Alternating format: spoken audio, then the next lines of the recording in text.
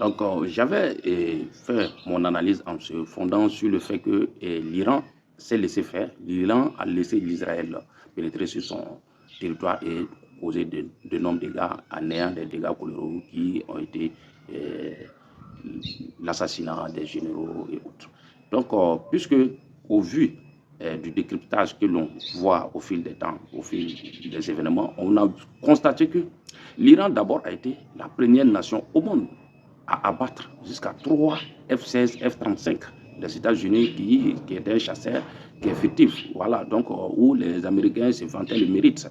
Et je dirais encore que, deuxièmement, l'Israël a mal pensé, a mal composé sa mayonnaise avant de vouloir venir s'attaquer à l'Iran. De telle sorte, puisque l'Iran, de par un passé récent, a fait savoir à l'Israël qu'ils ont les moyens de pouvoir toucher le territoire israélien. Mais l'Iran aussi cherchait des alibis convaincants. D'abord, convaincre l'opinion de ce qui devrait se passer et l'opinion internationale, puisque l'Iran, même ayant toutes les capacités à pouvoir frapper fort sur l'Israël, ne pouvait pas le faire de façon directe, sauf que en cas de menace. Donc c'est ce jeu que l'Israël a voulu faire qui n'a pas bien marché. L'Israël s'est laissé avoir en voulant toucher aux installations qui sont enfouies dans des centaines de mètres sous-sol, puisque les installations nucléaires, le cœur du nucléaire se retrouve, selon certains experts, à 800 mètres du sous-sol, d'autres parlent à des centaines quand même. Donc, ça veut dire que les dégâts qui ont été commis, ça a été superficiel en dehors de l'assassinat des généraux. Donc, on comprend maintenant que ici, c'était la vie d'une nation qui prévalait. Donc, aucune vie n'est au-delà de la vie d'une nation.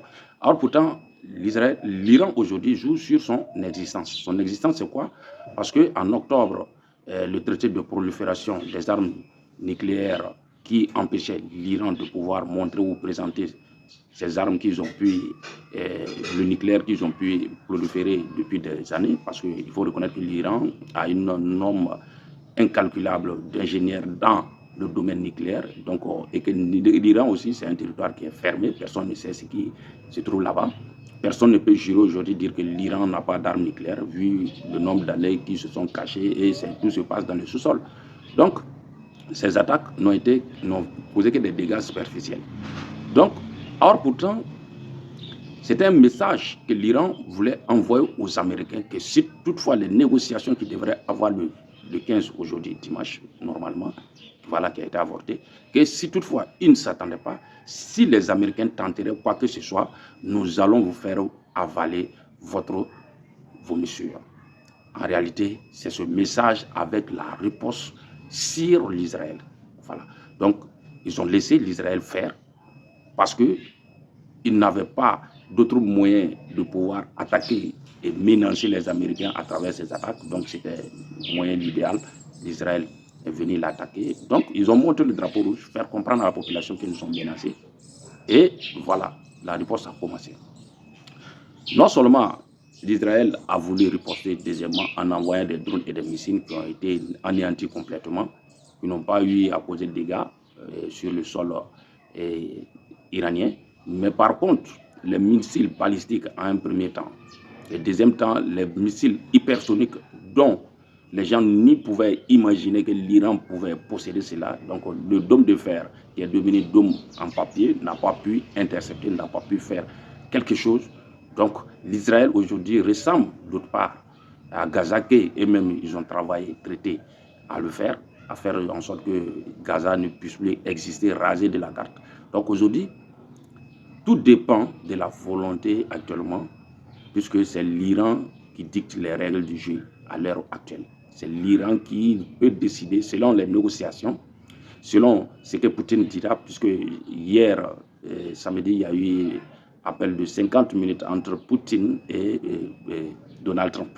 Donc, puisque c'est les non-alliés, l'Iran fait partie des non-alliés, la Russie ne fait pas partie des alliés, et la Russie aussi, c'est la tête des non-alliés.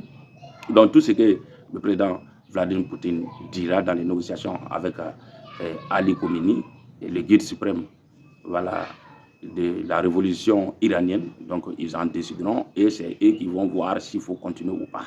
Donc aujourd'hui, l'Israël ne peut pas ne pourra pas faire poids, puisque aucune nation ne se ferait comprendre par sa population, par son opinion, s'il devrait interférer dans cette histoire en larguant des bombes.